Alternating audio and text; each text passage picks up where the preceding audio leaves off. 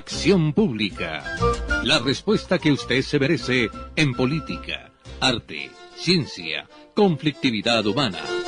Domingos de 9:30 a 11 de la mañana por Ondas de la Montaña, 1350M en su dial. Dirige y conduce José Abad Zuleta Cano.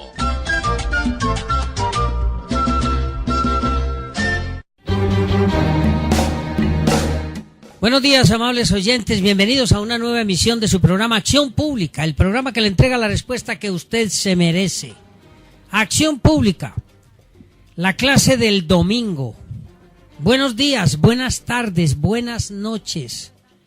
Saludamos a nuestros oyentes en todos los usos horarios. Nos escuchan en Moscú, en Pekín, nos escuchan en la Patagonia, vía internet. Es un placer para nosotros estar con ustedes este día de domingo con otros temas bien interesantes o con un tema bien interesante. Ustedes saben, amables oyentes, que en la clase del domingo invitamos a los mejores. La idea es que ustedes puedan, con la opinión y los conceptos de los especialistas, crear su propia conceptualización, formarse sus propias ideas y tomar decisiones lo más acertadas posibles. El objetivo de Acción Pública es contribuir a mejorar la sociedad, mejorarnos todos, esa es la idea. Como cada domingo, pues hay que saludar especialmente a toda la planta administrativa de la Universidad Autónoma, empezando por el rector, doctor Rodrigo Flores, el doctor Tapia, el decano de Derecho, el doctor Tapias, a la doctora Claudia, bien, a todos los profesores, a todo el equipo de acreditación. Un saludo especialísimo. Sabemos que en todas las universidades la clase del domingo es ya una vocación, es una inclinación académica bien interesante. Carlos, buenos días. Buenos días, José Abad. Una vez más, un domingo más aquí, madrugados, fatigados de dormir. Bueno, ya iba a ripostar. ¿Cómo así que fatigados de dormir? Y nos acompaña una persona muy especial hoy. Recuerden, nosotros siempre traemos a los mejores, las mejores. Les presento a la doctora Catalina Granda Carvajal. Doctora Catalina, buenos días. Muy buenos días a José Abad y muy buenos días a todos los oyentes. Bueno, como siempre vamos con lo bueno, lo malo y lo feo. Pero, perdón, José Abad, sí. No, Catalina no se ha presentado completamente. Ahorita entonces, cuando entremos al tema, bueno, a ver, Catalina, ya.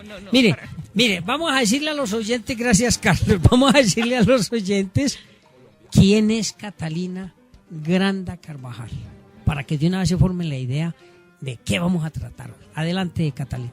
Bueno, yo soy en el momento profesor asistente en la Universidad de Antioquia. Tengo estudios de doctorado en University of Connecticut en los Estados Unidos. En el momento, digamos, trabajo en la Universidad de Antioquia en los cursos de macroeconomía a nivel de pregrado y posgrado. Y también soy la editora de la revista Lecturas de Economía, que es la revista académica del Departamento de Economía de la universidad. Bueno, Carlos, ¿quedó tranquilo ya usted? Sí, un poco tranquilo. Te faltó, Catalina, decir que ha sido investigadora para algunas publicaciones en el Banco Interamericano del Desarrollo. Bueno, sí. Es muy importante, sí, señor. He tenido algunas actividades de consultoría con el Banco Interamericano de Desarrollo. Perfecto. ¿Se dan cuenta ustedes, amables oyentes, que es una persona que sabe de qué vamos a hablar y qué está pasando en el mundo? Bien, vamos entonces con las secciones de lo bueno, lo malo y lo feo. Lo bueno coincide este domingo con la nota de astronomía. Yo les voy a explicar por qué lo bueno es el aterrizaje de los astronautas que estaban en la Estación Espacial Internacional. ¿Por qué me parece que es lo bueno? Pues no solo por mi afición a la astronomía y a la afición de muchos de ustedes a la astronomía, sino porque indiscutiblemente tiene una connotación maravillosa la situación de estos astronautas que aterrizaron hace poco y precisamente aterrizaron el miércoles que pasó. Y eso nos significa que después de un experimento importante y después de pasar 358 días en el espacio, regresan a la Tierra. Son los 2 astronautas que más tiempo han pasado en la Estación Espacial Internacional. Eso indica, sin lugar a dudas, que estos señores han batido un récord importante. ¿Dónde está la trascendencia? Ustedes saben que la NASA y la Agencia Europea para el Espacio vienen realizando hace rato una serie de experimentos tendientes a poder definir científicamente algunas condiciones biológicas y físicas para la primera excursión a Marte. Y casualmente el experimento de estos 2 astronautas lo que nos está indicando es ni más ni menos que hay muchísimas posibilidades de un buen viaje a Marte, dadas las condiciones en que estos ciudadanos regresaron. Se trata del estadounidense Scott Kelly, del ruso Mikhail Kominenko. Por primera vez después de una estadía prolongada en la Estación Espacial Internacional, los 2 astronautas salen de la cabina del módulo sin ayuda de nadie, es decir, pudieron sostenerse. Y eso es significativo, porque yo les explicaba en un programa que uno de los grandes problemas de la estadía en la ingravidez es el porcentaje de deterioro de la estructura ósea que debilita esa estructura, y como allí se está en ingravidez, no se está manejando el peso que da la gravedad. Cuando se llega a la Tierra, ese peso es muy fuerte y llegan la estructura ósea debilitada y los astronautas no pueden caminar. Pues aquí salieron de la cabina solos. Ya posteriormente, después de que caminaron cerca de 40, 50 metros, entonces ya los encamillaron y los llevaron a los diferentes exámenes que tienen que hacer. Pero esta es una noticia supremamente importante. Claro, es más importante para todos los amigos oyentes que les gusta la astronomía, pero en el aspecto científico, esto acerca 20 años más la posibilidad de una excursión a Marte y de una excursión exitosa. Si estuvieron un año allí, eso significa 12 meses, ¿cierto? Y el viaje a Marte, cuando está en el apogeo con la Tierra, es de 700 días. Eso significa que son 2 años más o menos. Entonces son muy buenas posibilidades de ese viaje. Por eso esto es lo bueno para la humanidad hoy. Carlos, lo malo. Antes de terminar de empezar con lo malo, un solo complementico con lo bueno, porque no quiero solo hablar de malas cosas. Ajá. También es bueno yo involucrarme en lo bueno. Sí. Y es que los 2 astronautas, uno es de nacionalidad estadounidense y el otro es de nacionalidad rusa, y eso para mí es bien importante. Si consideramos los años de la Guerra Fría, donde en la Guerra Fría precisamente... Y el conflicto hoy. Exacto, sí, no, y lo que está viviendo... El conflicto hoy. También, sí, muy hoy, bien el apunte, Carlos, la humanidad, muchas gracias. Con estos 2 países, en disputa.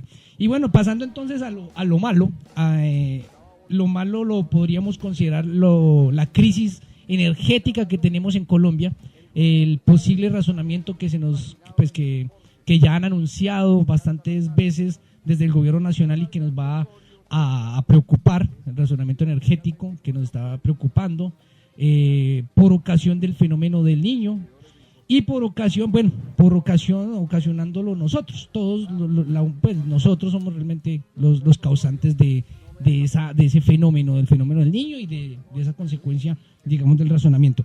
Y para ello, simplemente yo quiero invitarlos o más bien dejar aquí como puesto que dentro de 8 días, el próximo domingo, Vamos aquí a tener al ingeniero Eduardo Hernández complementando el tema de lo que vamos a empezar hoy. Hoy es el tema de la crisis económica mundial, hablando con Catalina Granda, y dentro de 8 días vamos aquí a tener, si Catalina acepta, poder venir, y el ingeniero Eduardo Hernández aquí nos acompañará hablando, es ingeniero electricista, nos va a acompañar aquí hablando de... Sin querer queriendo, ya usted la amarró, Carlos. Ya Catalina está amarradita. Ya la amarró, pero me parece muy bien. Bueno, entonces pasamos con lo bueno, lo malo, ahora vamos con lo feo. Y es muy feo, feísimo. Estudios neurocientíficos han indicado ya que desafortunadamente Colombia es una sociedad sui generis, por cuanto los motivos de alegría se manifiestan a través de la agresividad y la violencia. Profesor Ginás, neurocientífico colombiano muy famoso, ya lo había dicho en una oportunidad. García Márquez también lo había dicho en otra oportunidad. Es lamentable que en Colombia, si se gana el partido, hay violencia en la celebración. Si se pierde, hay violencia. Si es el cumpleaños de la mamá, hay violencia. Si es el Día de la Madre, celebramos y hay violencia. Increíble, pero estadísticamente hablando, en las celebraciones más importantes de los colombianos durante el año, el porcentaje de aumento de la violencia va más allá del 23%. Eso es impresionante. ¿Remedios a la vista? No lo sabemos, los científicos no nos lo dicen, pero sí es para nosotros muy feo que científicamente se esté planteando ese tipo de debate y que los colombianos no sepamos celebrar. Con razón la gente que vive alrededor del estadio dice: desafortunadamente estamos viviendo en el infierno, porque si ganan los equipos de aquí, guerra, y si pierden los equipos de aquí, más guerra, es decir, violencia porque sí y violencia porque también. Bien, amables oyentes, ustedes nos direccionan el programa temáticamente y eso es muy importante. La semana pasada pues recibimos, y no solo la semana pasada, sino hace por ahí unos 15, 20 días hemos venido recibiendo una cantidad de mensajes haciendo unas preguntas muy interesantes sobre la crisis económica, no solo en Colombia, sino en el mundo. Claro, el equipo de producción lleva unos 15, 20 días preparando este programa y el que sigue, como lo dijo Carlos ahora, contactando a los expertos para analizar todo lo que significa la crisis mundial. Ya nosotros habíamos hecho un programa aquí sobre economía con el profesor Aguiar, ¿cierto? Y con otros ilustres economistas, y les dimos en esa clase del domingo las bases para entender los rudimentos de la economía. Esa fue una clase muy comentada por todos los oyentes, muy bien recibida en todos los centros académicos, pues porque trajimos a los mejores. Hoy simplemente vamos a iniciar el análisis de las causas de la crisis mundial. Si hay crisis o no hay crisis. Si los medios de comunicación están generando una alarma innecesaria. Si efectivamente la economía mundial marcha bien. Si los índices en la economía global son positivos o negativos. En qué se afecta lo negativo y lo positivo a América Latina y qué afecta a Colombia. Es decir, queremos que Catalina nos dé una visión así bien interesante para los oyentes. Y la pregunta que nos hizo un oyente, el señor Albeiro, sí fue don Albeiro, José Abad, ¿estamos en crisis económica mundial o no? Y esa es la pregunta que yo te traslado, Catalina. ¿Estamos en crisis económica mundial o no? Yo diría que habría que ubicar específicamente en el espacio la respuesta. Es decir, las economías desarrolladas como los Estados Unidos o la economía europea están saliendo de una crisis. Por lo menos en los Estados Unidos es bastante claro. A nivel europeo pues todavía hay manifestaciones, pero con las políticas que se están llevando a cabo posiblemente la situación pueda mejorar en 1 o 2 años. En relación con las economías emergentes, uno podría decir que estamos a puertas de una crisis, dada la situación que se está presentando a nivel, digamos, internacional, con la caída en los precios de los commodities y en particular con los precios del petróleo y otros fenómenos que están dando lugar, pues digamos que han hecho que ese entusiasmo que se tuvo por las economías emergentes hasta hace poco haya desvanecido, y más bien lo que hay en este momento con respecto a las economías emergentes, incluyendo entre ellas a Colombia, es más bien una preocupación por lo que sería una posible crisis. Catalina, digámosle a los oyentes así en términos sencillos, ¿qué es un commodity?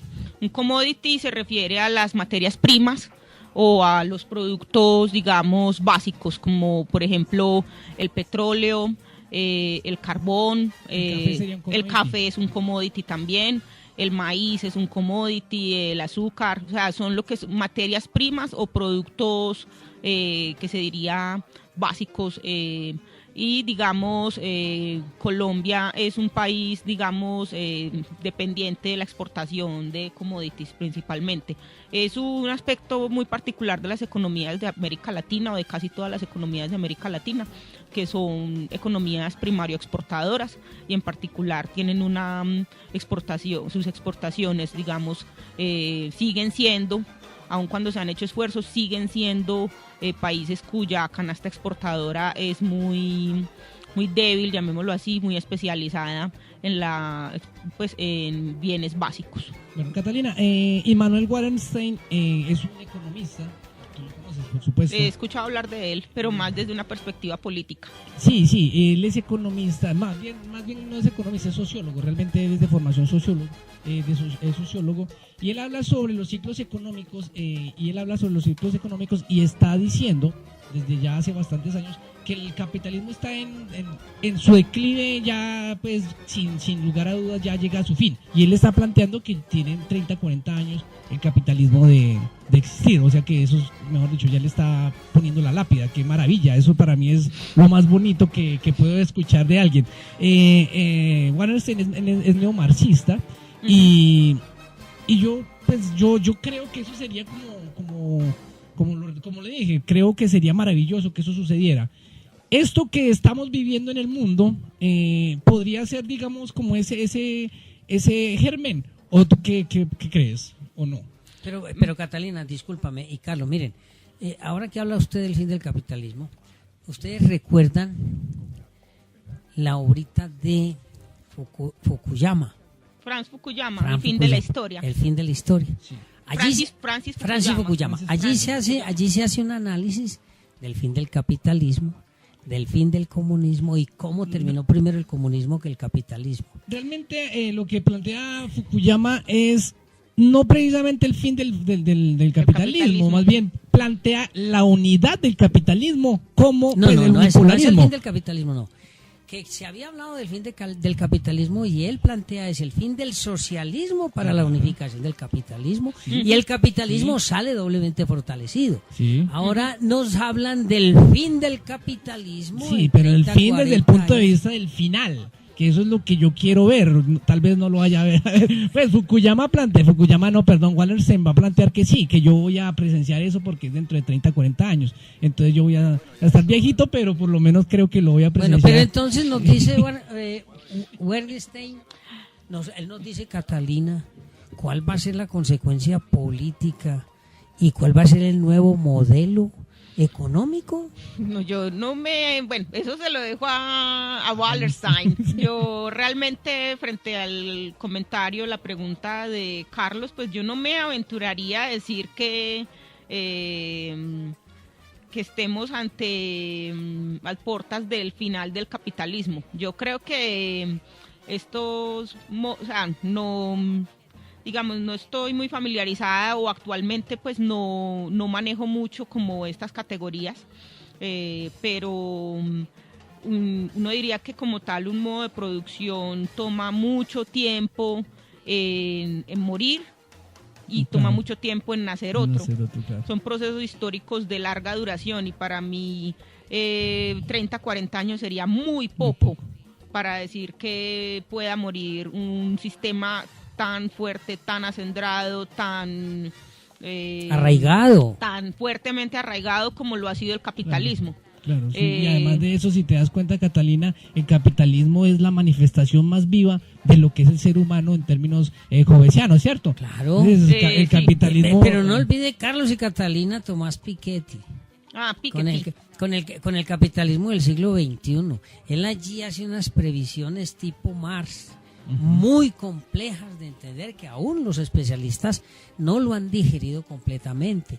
Por eso esa aventura de decir que en 30 años termine el capitalismo me parece bien difícil, sobre todo porque no se nota el nacimiento de un nuevo modelo económico.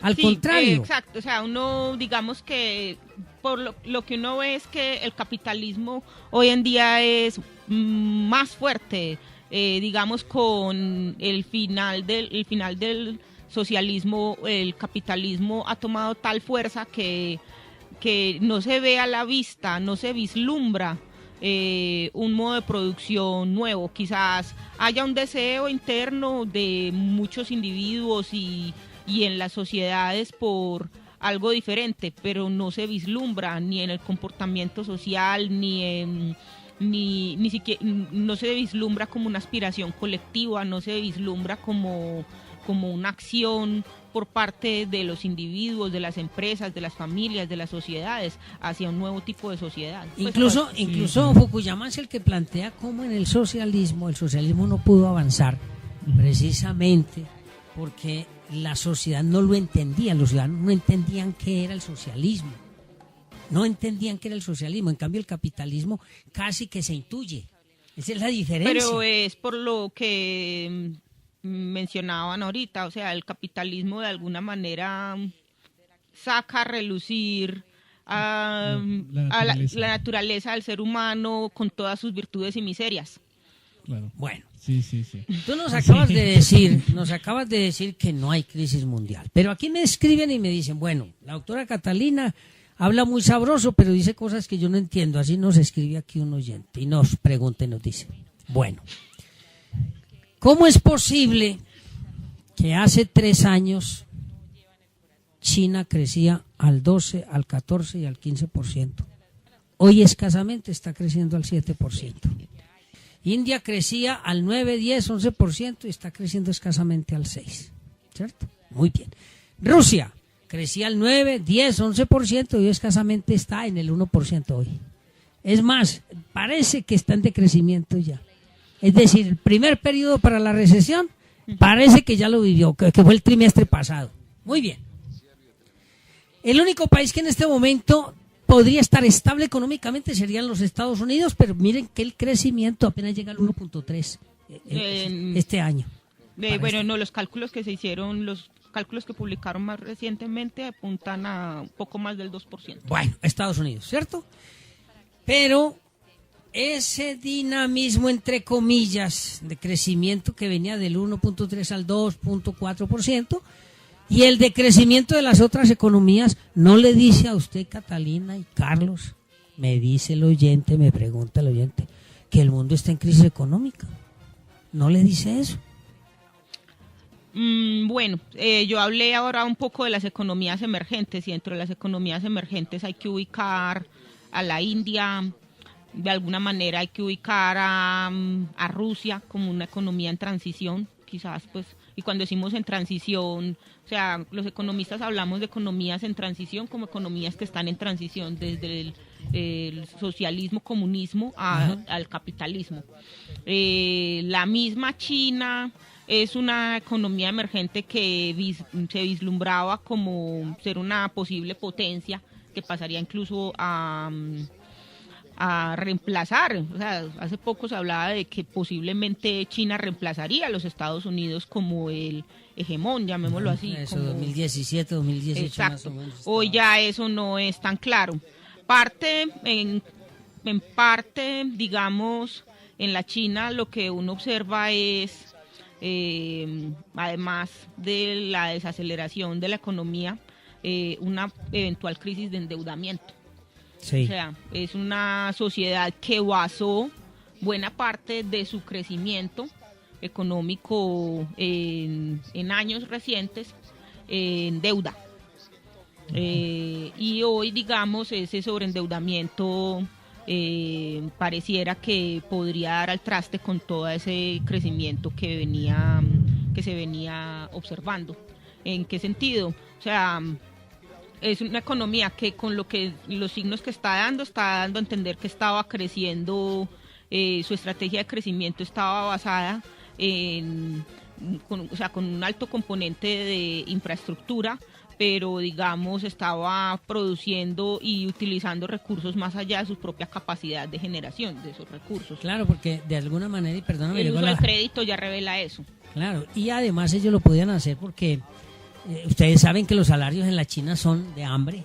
Allí no hay... Han sido, pero con la situación reciente han mejorado. Y eso es, digamos que ese crecimiento, ese perfilarse como una posible potencia genera otros efectos, digamos.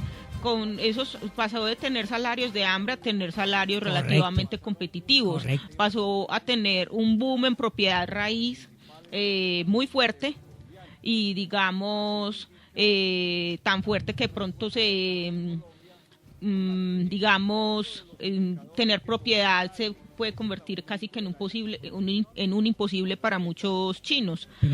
Pasó una economía, digamos, además que fue un cambio, un crecimiento que tuvo unos efectos muy fuertes y muy rápidos y muy fuertes en la estructura productiva, en la estructura económica. Pasó de ser una economía basada principalmente en la producción agrícola. Ajá. Digamos, la gran mayoría de los chinos eran en zonas rurales, en áreas agrícolas, y tiene una fuerte urbanización hoy en día. Entonces,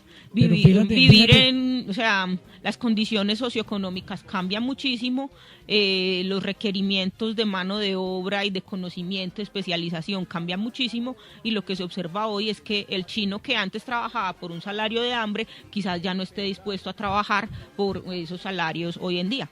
Claro, sí, y eso de alguna manera impacta al sistema productivo. Todo eso tiene un impacto sobre el sistema productivo. Yo conozco una persona de Rusia, vive en Moscú, y esta persona me hablaba de una situación muy curiosa en Rusia. Rusia, ustedes saben que también tiene, digamos, un camino, digamos, de potencialización, tal parecido, o no sé si tan parecido, pero por lo menos sí similar al chino. Y en Rusia llevan como 6, 7 años sin que el salario mínimo aumente, varíe. Y los precios, Catalina y José Abad, los precios en Rusia, pues obviamente pues tienen que aumentar algunos precios. Bueno, hay unas dificultades ahí. Eso me llama mucho la atención, ¿cierto? Entonces, ¿cómo podríamos pensar que en la China está pasando algo así como lo que estás describiendo, de que los salarios están cambiando, cuando en Rusia, que tiene una política parecida, si se quiere, a la China, no está sucediendo lo mismo? Pero vea, Carlos, Catalina, amables oyentes, justamente por la crisis económica de Vladimir Putin, ya empezó a anunciar el posible aumento del salario mínimo. Uh-huh. Porque aumentando el salario mínimo repotencia la demanda, repotencia la oferta, ¿cierto? Sí. Y entonces el sistema productivo va a crecer y va a aumentar el Producto Interno Bruto, que había caído enormemente. Uh-huh. Porque lo que tú dices, Carlos, es que 7 años sin aumento de salario mínimo. Es una disminución en los salarios reales que sería increíble, pues, no esperar que eso tuviera un efecto sobre la demanda agregada. No, ni mucho menos, porque es que de alguna manera es que es un engranaje necesariamente. Pero bueno, porque es que el técnico ya me está llamando, yo no sé, yo me voy encarretando con esto y ya me siento como ofuscado cuando me empiezan a hacer señales allá en la cabina. Pero bueno, yo tengo mucha calma hoy, yo estoy Shibumi. Muy bien. Pero Catalina, mire, y Carlos, antes de irnos a unos mensajes comerciales, la gente se pregunta, ¿por qué razón lo que sucede en India, en Rusia, en Vietnam, en China, en las Coreas, en Singapur, en la Alemania, en Francia, en Italia, en los Estados Unidos, por qué lo que sucede en la economía allá tiene que tocarme a mí, obrero colombiano? Si estamos tan lejos, eso es lo que me preguntan los oyentes. Tan lejos geográficamente, sí, pero tan cercanos. Bueno, pero eso me lo van a responder ustedes cuando regresemos de unos mensajes comerciales, porque Vamos primero, antes de los mensajes comerciales, a innovando acciones.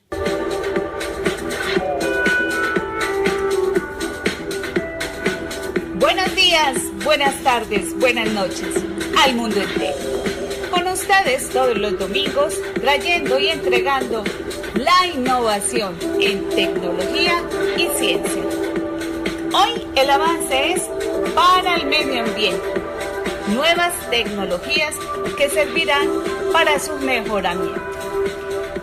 Crean una nueva tecnología para lograr electricidad a partir del aluminio. El ITE concluyó el desarrollo de una nueva tecnología con la que se busca, a partir de residuos de aluminio y amoníaco, obtener hidrógeno para una pila de combustible.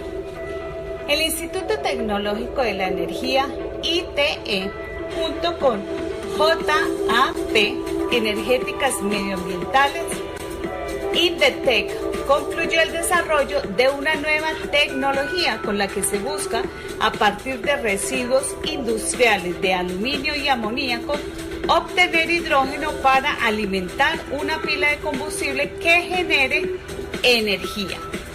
El objetivo principal de este proyecto, denominado H2Al Recycling, es conseguir hidrógeno a partir de dichos residuos industriales, con un proceso basado en la reacción entre aluminio y agua. El hidrógeno producido alimentará una pila de combustible que generará energía para ser utilizada en diversos fines, informa en un comunicado el ITE. Esta sede queda en Valencia.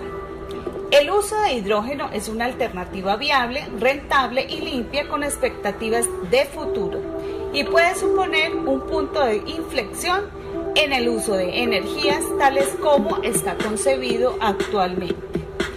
Este es un proceso basado en la reacción entre el aluminio y el agua. La idea es obtener hidrógeno para alimentar una pila de combustible que genere nuevas energías. Este proyecto requiere de una planta piloto para estudiar y optimizar las variables del proceso. Su construcción está localizada en Valencia, Pedralba. Esta forma parte de un proyecto europeo LIFE y en la misma se han llevado a cabo los ensayos pertinentes. Las pilas de combustible y el hidrógeno se emplean actualmente en el sector defensa, telecomunicaciones y espacial. Pero poco a poco, y gracias a proyectos como este, las nuevas tecnologías serán usadas en áreas más cercanas para nuestra sociedad. Este es un reto tecnológico para todo el consorcio, pero sobre todo una gran oportunidad de futuro, en torno a la que muchas empresas nacionales e internacionales estructuran sus programas. El proyecto ha sido financiado por un programa LIFE y el único instrumento financiero de la Unión Europea dedicado a la promoción de nuevas tecnologías innovadoras en relación con el medio ambiente.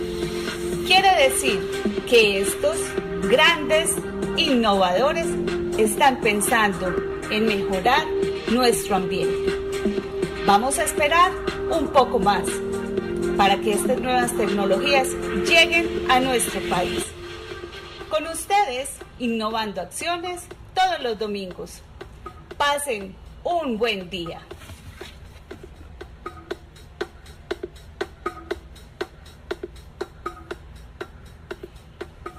Estamos en Acción Pública. Continuamos, amables oyentes. Antes de que ustedes me respondan a esa pregunta, porque es que los oyentes son muy, muy inteligentes. Mire que hacen unas preguntas que uno queda preocupado. Una felicitación a la compañera Hilda del Valle. Ha sido designada nueva directora de la revista de estudiantes y para estudiantes de la Universidad Autónoma Latinoamericana. Bueno, confiamos en que próximamente esté aquí en el programa con su equipo de trabajo contando de qué se trata. Felicitaciones. La gente de la Autónoma sigue avanzando y eso es muy bueno. Claro. Ahora sí, Catalina. ¿Cómo es posible que el obrero que está aquí, en los mineros, tengan que sufrir esos efectos? ¿Qué es lo que pasa?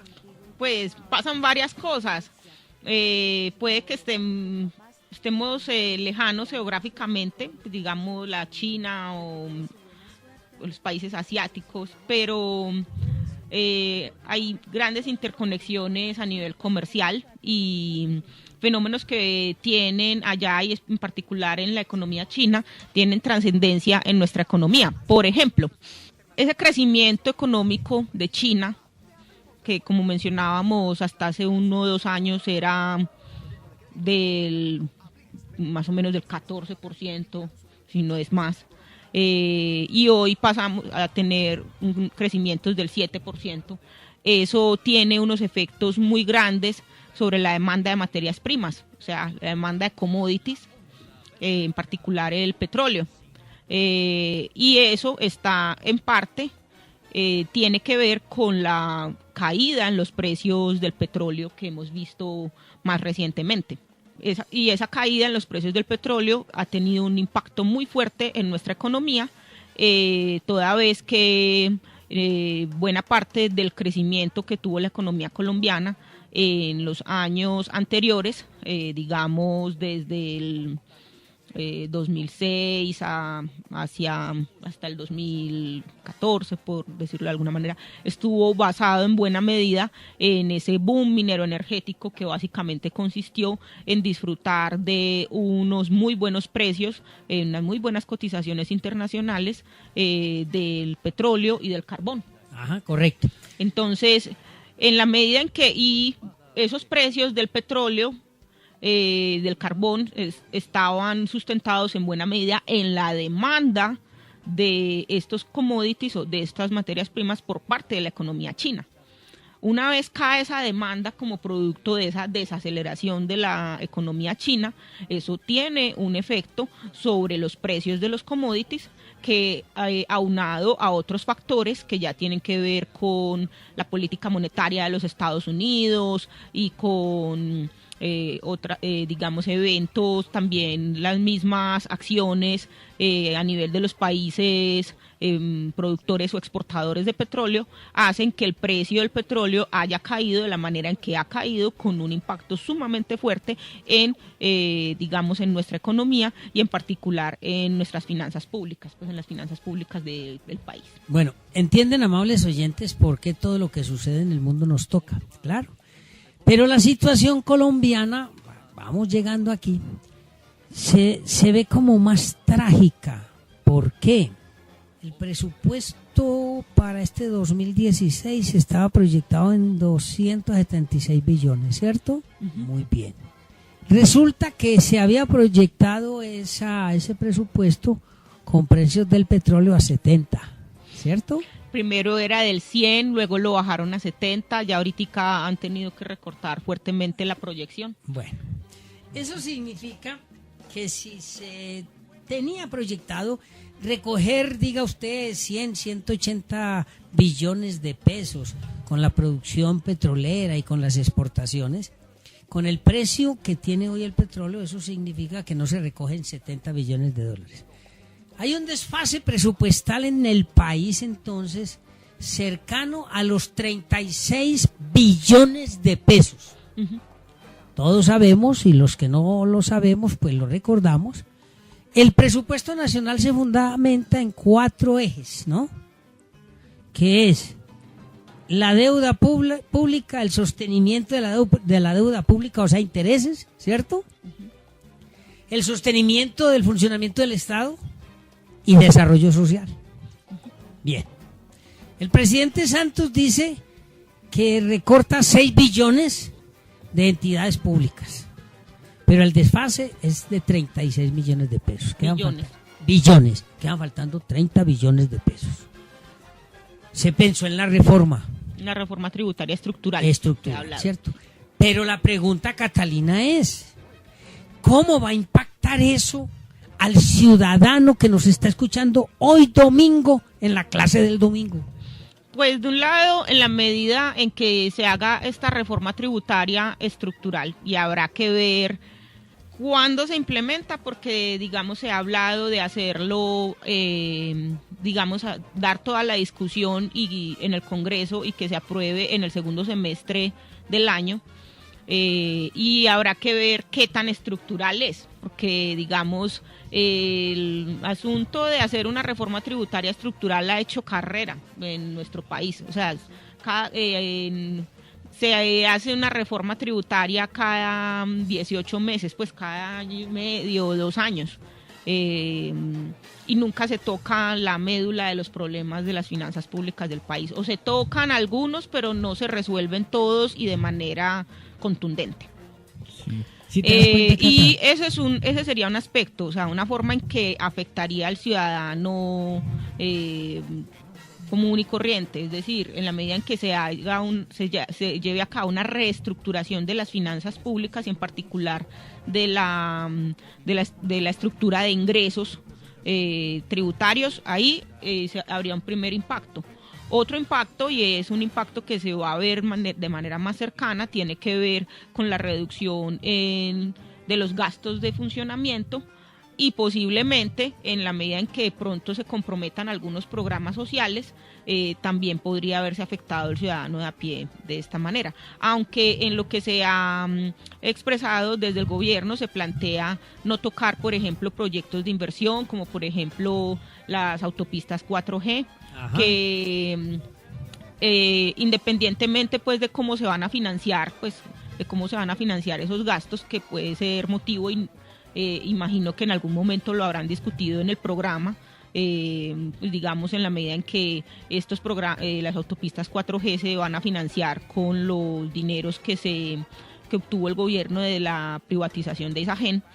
Entonces, digamos que se enajena un activo que anteriormente era estatal, pero se van a utilizar esos recursos para infraestructura, para crear o para fortalecer la infraestructura nacional, que en el largo plazo se buscaría que eso mejore la competitividad del país. Entonces, en ese sentido, es un gasto que desde el gobierno se ha dicho que no se va a tocar, y es un gasto que está pensado en el largo plazo. Si se tocan algunos programas sociales, uno pensaría en este contexto de posconflicto, pues, o de potencial posconflicto, digamos, ya veremos este mes, pues que este mes es el crucial con la firma del acuerdo de La Habana. Entonces ya ahí se verá, digamos, que el panorama será más claro en términos de todos los programas que vendrían asociados a la implementación de esa fase de posconflicto. Entonces, en la medida en que se toquen algunos programas sociales, el ciudadano de a pie también puede sentir los impactos de este problema realmente, que eso sí es digamos, ahí, y en ese sentido, en el caso colombiano, yo diría que estaríamos a puertas de una crisis en nuestras finanzas públicas, con unos impactos macroeconómicos que no se pueden ignorar. Catalina, la política económica dice que cuando uno entra en crisis es porque ha estado bien, ¿cierto? Tú sabes eso, tú lo has escuchado seguramente varias veces. ¿Hemos estado bien? ¿Nuestra economía ha estado en algún momento bien como para que podamos pensar en que vamos a entrar en una crisis? ¿O estamos bien? Digamos que estuvimos bien, pero también habría que ver por qué estuvimos bien. Es decir, nuestra economía tuvo unos años excelentes en términos con tasas de crecimiento económico muy buenas, con digamos unas perspectivas muy buenas. ¿En la década de los 80? ¿Estás hablando de la década de los 80? No, recientemente. ¿Qué ocurre? Que ese crecimiento estuvo basado o impulsado principalmente en un dólar barato. Correcto. Que básicamente tener un dólar barato significa con respecto al nivel externo, un fortalecimiento del salario real de los colombianos, y eso significa una mejora en su capacidad adquisitiva.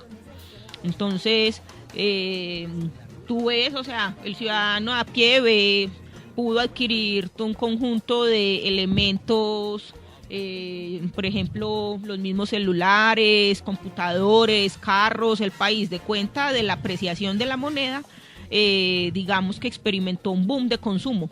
O sea, esa mejora en su salario real y en su capacidad adquisitiva se reflejó en un aumento sustancial en su consumo, que ya revertido ese proceso, en principio uno esperaría que se revirtiera esa tendencia, y lo que se ha observado es que como que hay como una inercia, como que el colombiano como que todavía le cuesta creer que ya no tiene un dólar a 1.800 pesos, sino que está que el dólar está a 3.300, 3.400 pesos, y que no puede consumir, no puede tener el mismo ritmo de gastos con un dólar tan caro. Entonces, en ese sentido, digamos que estuvimos bien, porque con ese boom en el precio del petróleo y digamos con ese auge minero energético, se reflejó en unas finanzas públicas relativamente bollantes, y en un boom digamos como en un auge en el consumo de la población.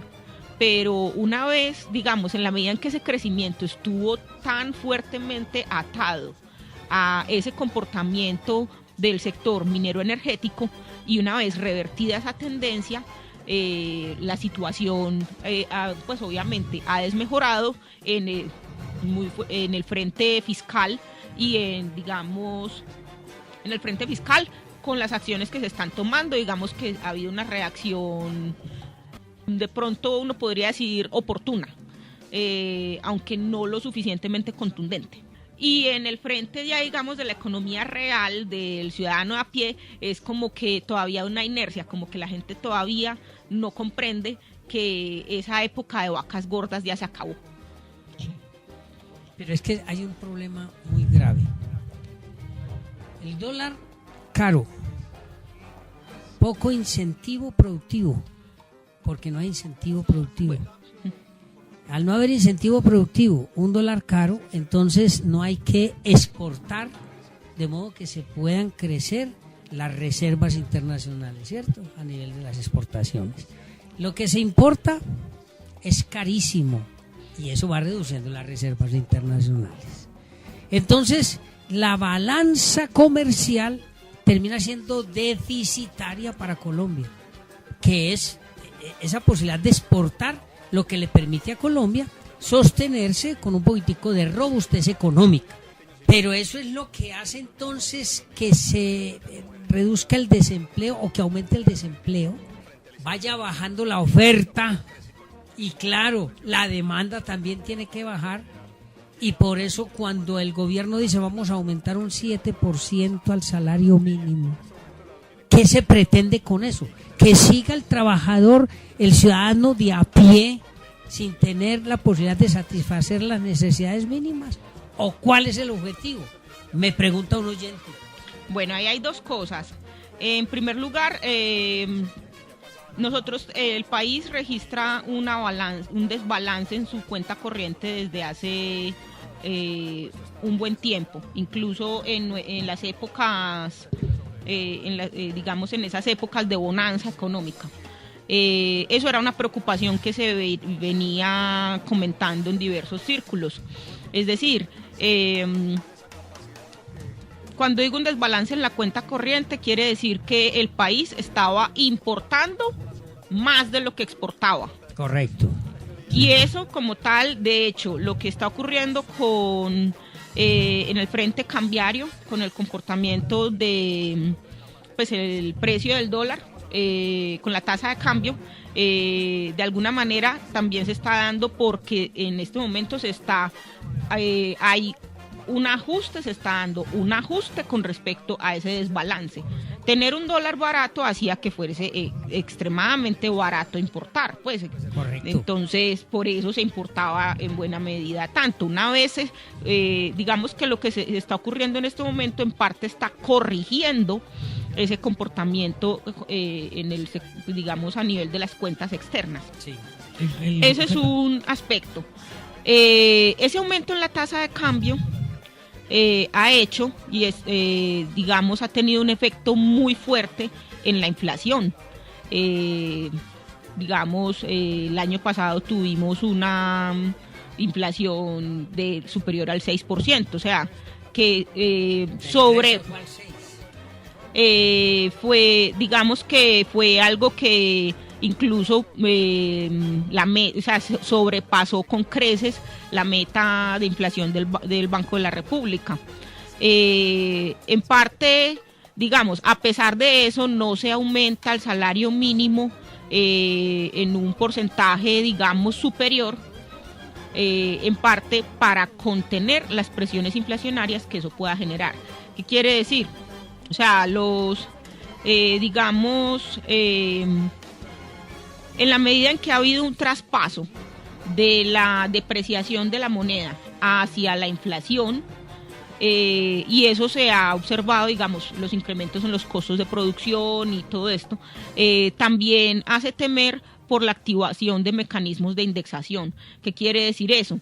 Que ante el anuncio de una tasa de inflación superior al 6%, entonces, y digamos en parte eso lo observamos en la inflación en enero, como la inflación fue superior al 6%, las empresas empezaron a cobrar, digamos, aumentaron los precios de sus productos en un 6% o más. Claro. Entonces, si el gobierno aumenta el salario mínimo en un porcentaje superior al que lo hizo, puede estar alimentando esa indexación y consecuentemente, si eso no se controla, puede dar lugar a lo que se conoce como una espiral inflacionaria, en donde más inflación genera más expectativas de una tasa de inflación mayor, da lugar a mayores expectativas de inflación y consecuentemente a más inflación. Entonces, un poco lo que hace el gobierno al no aumentar el salario mínimo en un porcentaje superior, no es que, digamos, no sea consciente de la situación del trabajador colombiano o de los efectos que la depreciación está teniendo sobre, digamos, el poder adquisitivo de la población. Pues no sea consciente de que la inflación fue alta y que, digamos, el poder adquisitivo se ha reducido. Digamos que al plantearse al incrementarse el salario mínimo en ese porcentaje, básicamente en lo que se está pensando es digamos, en un mediano largo plazo, en no dar lugar a una situación en donde más inflación genera más inflación. Más pensando como en un mediano largo plazo. Vea, Catalina. Bueno, a ver, Carlos. Yo quiero hacerle una preguntita. Un poco, no voy a relacionarla tanto con lo que estás diciendo, pero es que es algo que a mí me llama la atención, que sucedió recientemente en Colombia. Con respecto, pues, Colombia, el gobierno nacional dijo que iba a quitarle el impuesto, el IVA, a los extranjeros. Ustedes se dieron cuenta las empresas que se fueron hacia México a instalarse allá, una de chicles, otra de productos alimenticios un poco mejores, se fueron hacia México buscando allá precisamente mano de obra más barata. Y más, ¿cierto?, incentivo productivo. Y uno se pregunta, mano de obra más barata que la de Colombia, eso, imagínense, eso es casi que esclavitud, pues, ¿cierto? Eso es cercano a la esclavitud. ¿Qué efectos tiene eso en la economía? Mejor dicho, ¿qué piensas? ¿Qué va a pasar? No, pues digamos que la actual estructura tributaria no es una estructura que favorezca mucho, pues, la creación y el asentamiento, digamos, de capitales productivos, llamémoslo así, pues, o la creación de empresas o el asentamiento de empresas productivas, pues, o de iniciativas productivas en el país. ¿Qué te digo? Yo discrepo un poco de tu apreciación con respecto a los salarios en el país. O sea, si bien los salarios en el país, por ejemplo, uno podría decir son bajos, los costos laborales son muy altos. Y los costos laborales entendidos como costos laborales salariales y no salariales, y en particular los no salariales. Y una política como la de salario mínimo, pues sé que voy a decir algo que quizás a muchos oyentes no les guste, y a los miembros de la cabina no les gusta tampoco. A mí en particular no me va a gustar. El salario, una política de salario mínimo aunada a los costos laborales no salariales, y cuando hablo de no salariales es, por ejemplo, los impuestos a la nómina, básicamente hacen que los costos laborales sean muy altos y eso pueda convertirse en un desincentivo también para que muchas empresas contraten.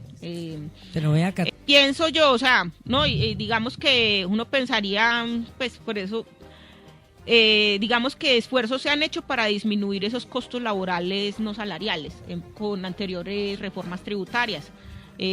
Pero digamos que en ese sentido el país todavía tiene que dar una discusión fuerte y pensar como en maneras alternativas también de mejorar la condición del trabajador. Me dice un señor trabajador que no quiere pues que se mencione su nombre, me dice: José, excelente la exposición de la doctora Catalina, eso suena muy bonito, eso es maravilloso, y uno dice, sí, estamos en la clase del domingo. Lo que pasa es que yo, por ejemplo, digo, bueno, muy altos los costos laborales y no laborales, todo lo que dice la doctora Catalina, muy interesante. Pero cuando yo me gano 680,000 pesos mensuales y me dan 120,000 de subsidio de transportes, casi más o menos 900,000 pesos, y veo que las empresas obtienen unas utilidades, por ejemplo, el sector financiero y bancario, de 7 billones de pesos, José Abad, me dice este oyente. Y la doctora Catalina dice que son muy buenos porque son más o menos interesantes en relación con el resto del mundo. Y noto que las empresas que antes ganaban mucho, como esos costos laborales siempre son un poquito altos, entonces se van. Esta semana tenía yo una discusión, vamos a terminar esta pregunta que me hace el oyente. Esta semana yo tenía una discusión con unos amigos por aquí, por el centro, o creo que era por Calazán, allá donde doña Marina y con Marlene y todos los muchachos discutíamos allá, discutiendo que Colombia estaba en la ruina, ¿no? Que Colombia estaba en la ruina, que todo el mundo se había ido para otra parte, que las empresas, que los únicos que ganaban era el sector financiero, que eran de los grandes terratenientes. No, eso ya no, ya terrateniente no, aquí ya no hay tierra, Carlos. Bueno, que esa gente se ganaba todo el dinero. Uno de los terratenientes lo cogieron en esta semana, no sé si... No, yo no sé.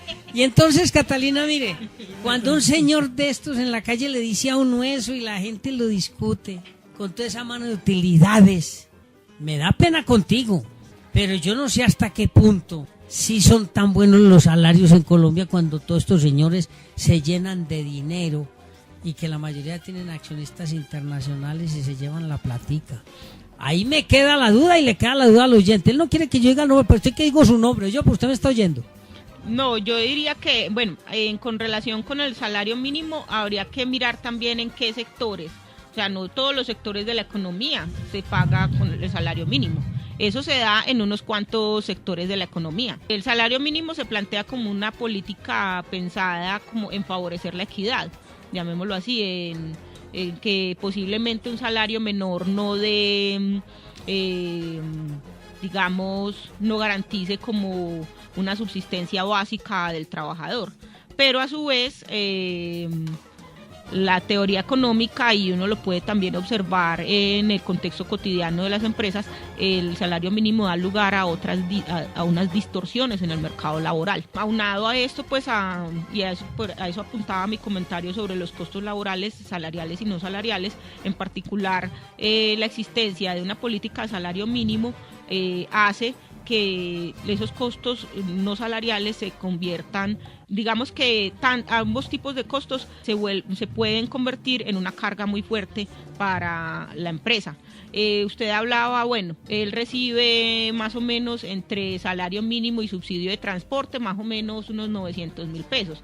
Pero es que hay que pensar también en cuánto los empresarios le tienen que asumir por cuenta de ellos y pagarle al gobierno, por ejemplo, por impuestos a la nómina o por otro tipo pues de impuestos o otro tipo de cargos. No quiero con eso defender pues a nadie, yo soy muy consciente de las ganancias, las enormes utilidades cuantiosísimas que se obtienen en el sector financiero, que no es precisamente un sector en el que se paga el salario mínimo a los trabajadores. O sea, un trabajador de un banco, digamos, quizás con excepción de quienes hacen el aseo,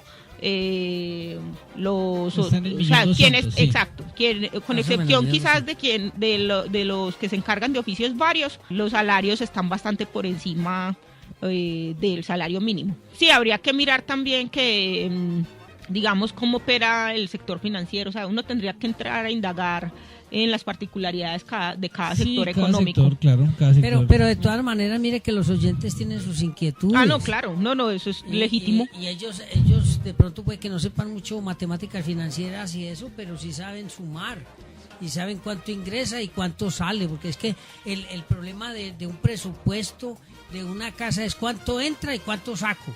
Así de sencillo, esa es la matemática más elemental. Cuánto me entra y cuánto gasto. Y si no entran sino 300, si tengo que gastar 700, ya estoy en problemas, y problemas muy graves. Bueno, el profesor Aguiar, ahí está, el profesor Aguiar sabe eso. Bueno, ahí está. Pero el profesor Aguiar, que es un capitalista, pues sí, confeso, que él dice, yo soy capitalista. Y el capitalismo es necesario. Ahora que está hablando usted de cuánto invierten los capitalistas para poder ganar su dinero, pero ojo, que cuánto invierten los obreros también para poner a producir a esos señores capitalistas toda esa cantidad de plata. Es una respuesta que tenemos que darle a los oyentes, porque hay muchos oyentes que están como intranquilos. Bueno, ¿cómo así que no hay crisis en Colombia? Esto es bien complicado. Pero eso déjemelo para el siguiente segmento, porque allá está el amigo Cañaveral, Freddy, hombre, presionándome. Yo, ¿por qué no tendré tranquilidad? Amables oyentes, vamos a unos mensajes comerciales y ya regresamos. Recuerden, esta es la clase del domingo, Acción Pública. Estamos en Acción Pública. Bien, amables oyentes, continuamos entonces con nuestro programa Acción Pública, la clase del domingo. El programa que le entrega a usted la respuesta que se merece. Con el tema económico, claro, no hemos tocado todavía otras variables que hay en esta situación económica tan difícil, porque Catalina dijo que no había crisis. Yo no sé. De hecho yo dije que estamos a portas de una crisis. Bueno, pero entonces, pero para la cosa puede ser peor. Pero para la mayoría de la gente, y posiblemente se vaya a poner peor. Para la mayoría de la gente todavía hay crisis. Carlos nos decía ahora que para el próximo domingo vamos a traer quien analice el problema energético. Para la mayoría de la gente vivimos en crisis permanente. José Abad y Catalina al principio cuando hablaba y respondía el tema de Wallerstein, planteaba: no podemos entrar o pasar de un sistema de producción tan fácil como el que tenemos del capitalismo a otro en tan poco tiempo. Pero yo regreso al tema de Wallerstein y él sí plantea, obviamente yo no tengo la respuesta a la pregunta de cuál es el sistema que se viene, el nuevo sistema económico. Yo no tengo la respuesta. Si me preguntan, él en las conferencias lo dice como una claridad absoluta. Yo no tengo la respuesta, pues si yo tuviese la respuesta, mejor dicho, sería no sé qué, un adivino. Él simplemente dice, lo que sí estoy observando, de acuerdo a todo un estudio que yo he hecho de los ciclos económicos, es que estamos en ese momento. Estamos entrando en una crisis generalizada de a poquitos. Mire que ahorita Brasil está entrando en crisis. Brasil está en una desaceleración absoluta. Argentina está en crisis dura. Argentina, fíjese que Argentina estuvo en la crisis del 2000. Yo no le veo tanta crisis a Argentina. No sé, Catalina, qué diga y José Abad, pero yo a Argentina realmente no le veo tanta crisis. A Chile y a Brasil sí les veo un poquito de crisis. Fíjese que los chilenos se tuvieron que ir de Colombia también recientemente. Se están yendo los chilenos de Colombia. Pero entonces, bueno, sí plantean, estamos en una crisis, a puertas de esa crisis generalizada, y esa crisis generalizada es la que nos va a llevar a ese cambio del sistema económico de producción. Entonces, bueno, yo respeto respeto mucho el planteamiento de Wallenstein, lo respeto muchísimo, pero el problema de la economía es matemáticas, es realidad. A pesar de que los economistas, y me perdonas Catalina, los economistas en sus proyecciones son más brujos que matemáticos. Porque trabajan ciertas tendencias, incluso lo dice el mismo, lo que digan los economistas no les crean. lo dice el mismo Piketty allí en alguno de sus párrafos de su obra del capitalismo del siglo XXI, dice, sí, los economistas nos equivocamos continuamente, y por eso tenemos que estar ajustando cifras. Pero, claro, y para eso les pagan. Pero lo que hay que verificar aquí, y es muy importante porque los oyentes están inquietos con eso, es: ¿Colombia está en crisis económica o no? Mi respuesta es: no estamos en crisis en el momento, pero se avecina. Se avecina. Se avecina un periodo que podríamos calificar posiblemente de crisis económica. Hay una desaceleración económica, pero no toma aún los visos de crisis, digamos que con los que algunos pues digamos analistas pudieran asociarlo. Pues en el momento no se da eso. Es posible y habrá que mirar cómo evoluciona la economía del país en los próximos 6 meses. Posiblemente haya una desmejora aún mayor y posiblemente sí se pueda entrar en un periodo recesivo que se podría calificar como de crisis, pero en el momento no, o sea, se observa una desaceleración de la economía, pero no toma aún los visos de crisis. Hay que mirar, pues igual hay que estar pendiente de la evolución de la economía. Y de alguna manera, en América Latina, en relación con América, Colombia está bien, relativamente bien. Relativamente bien. Sí, está bien. Y discúlpame, Catalina, a ver, yo mencionaba esta semana, recordando la famosa crisis económica que le tocó a Pastrana, que fue Juan Camilo Restrepo, el ministro de Hacienda. Yo no sé si ustedes lo recuerdan, hicieron una reforma tributaria muy importante allí, y una reforma económica muy importante, que fue lo que sostuvo a Colombia a pesar de la crisis del corralito en Argentina, del tequilazo en México, ustedes lo recuerdan, ¿cierto? Colombia no se vio abocado a eso, y eso ha ayudado muchísimo al fortalecimiento económico que de pronto no se le ha reconocido mucho a ellos, a Pastrana y a Juan Camilo, aunque a Juan Camilo sí, porque él incluso en un libro plantea la importancia de esa reforma económica. En general, quiero darte un ingrediente para lo que vas a analizar, Catalina, y es el Plan Colombia, porque el Plan Colombia nace ahí, y eso ahí van a entrar una cantidad de recursos que les ayuda a salvar, o qué opinas, no sé.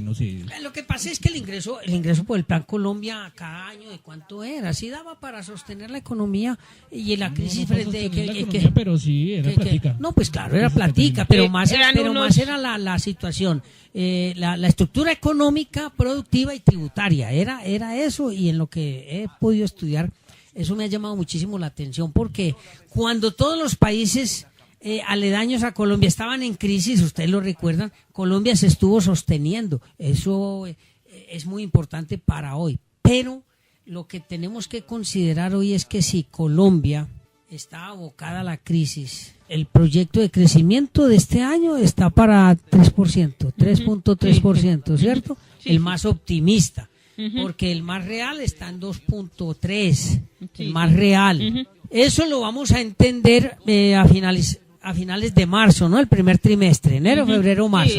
Sí. En ese primer trimestre ya tenemos una idea. Porque sería muy grave que Colombia este año entrara en un proceso recesivo. Pero el problema que me comenta un oyente que me dice, José, lo que pasa es que el problema no es únicamente de Colombia. Por eso les dije por eso al principio de mi intervención les dije que es en las economías emergentes, incluyendo Colombia. O sea, no solamente abarca, por ejemplo, lo que se ha visto acá en el país, sino también en la China, la India, también, pues obviamente allá quizás por unas razones diferentes, acá más como coletazos, llamémoslo así, de esa caída en los precios pues como efecto de esa caída en los precios de los bienes básicos, pues en particular del petróleo y el carbón. Pero en general las economías altamente dependientes de la exportación de productos primarios, y entre ellas, por ejemplo, Rusia, sí, están sufriendo los efectos de la caída, o sea, eso no es una crisis propiamente de nosotros, es una crisis que se da a nivel de las economías emergentes, en buena parte asociado a esa, digamos, a que ese boom, ese auge en los precios de las de los bienes básicos ya digamos ya se dio, ya los precios ya han caído de manera bastante abrupta. Y las economías emergentes son la mayoría de las economías en términos numéricos, en términos aritméticos.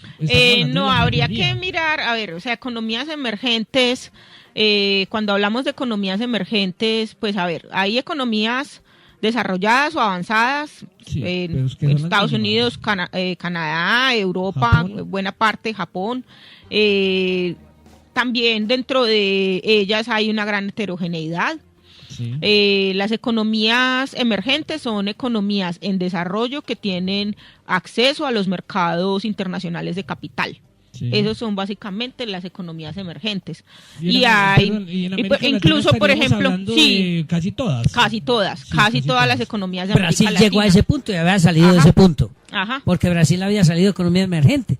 Brasil se está ubicando en la categoría 6. No, de hecho, dentro de las economías emergentes hubo esta categorización, esta clasificación entre los BRICS y los CIBETS, por ejemplo. Entonces los BRICS eran como, dentro de ellos Brasil y Rusia, economías que estaban, economías emergentes con un alto potencial para llegar a ser economías desarrolladas. Claro. Y sí, Colombia estaba dentro de los CIBETS, sí, pero que eran como las que están ahí detrás, pues no las podemos ignorar. Es que, como ejemplo, que sí, como que no. Pero es que Turquía está entre los CIBETS y Turquía nos lleva 100 años de desarrollo a Colombia. No, pues no sé si tanto, pero por lo menos sí bastante. Ajá. Vietnam también está un poco más desarrollado que nosotros. Por lo menos esos dos. Indonesia. Corea del Sur. No, pero Corea del Sur no está en los CIBETS. No. No, pero Corea del Sur tiene es un gigante asiático claro. Los dueños de, pero ¿cuánto tiempo llegó a ese nivel? ¿En cuánto tiempo? Pero es que ahí hay otro aspecto que hay que mirar, y es también el liderazgo y el direccionamiento político que tuvo esa economía. O sea, el avance de Corea es un avance muy reciente, los últimos 50, 60 años. Uh-huh. Y detrás de eso lo que hay es una visión muy clara por parte de los gobernantes coreanos sobre cómo había que direccionar la economía para que se pudiera perfilar de la manera en que lo está haciendo hoy. Bueno. En Colombia no hemos tenido un liderazgo político de esa magnitud. Pero yo creo que además de eso, Cata, es por una razón lo de Corea del Sur. Corea del Sur está en el punto que está, se ayudó mucho de Estados Unidos. A Estados Unidos le interesa mucho mantenerlo, ese satélite allá, sí, ¿cierto? También es demostrarle a la región que el capitalismo que ellos implementan y que ellos sugieren es el deseable. Entonces yo creo que va más por, pues a mi juicio creo que ahí hay mucha influencia de Estados Unidos. Claro, digamos, ese es un aporte como desde el aspecto político. Claro, yo hablaba un poco como desde lo económico, como desde las estrategias y del liderazgo a nivel económico. En el caso colombiano, la política económica en Colombia se ha caracterizado en general a nivel internacional. Se conoce a Colombia por su manejo macroeconómico. Es un manejo que, bueno, de pronto incluso el gradualismo que en algunas épocas se vio, se veía como algo que hiciera... Sí, todo es el gota a gota y eso. Se veía como... digamos que hizo que la economía tuviera digamos como que se sostuviera. Correcto. Aunque quizás hubiera podido tener un desempeño mejor. En ese sentido, digamos como que la economía se sostuvo, pero en el fondo fue un desempeño mediocre. Pudiera haber sido mejor. Hoy en día lo que se observa... Catalina, perdona, habría que decir es que no fue peor. No fue peor, exacto, no fue peor. Eso es. Pudo ser mejor, pero no...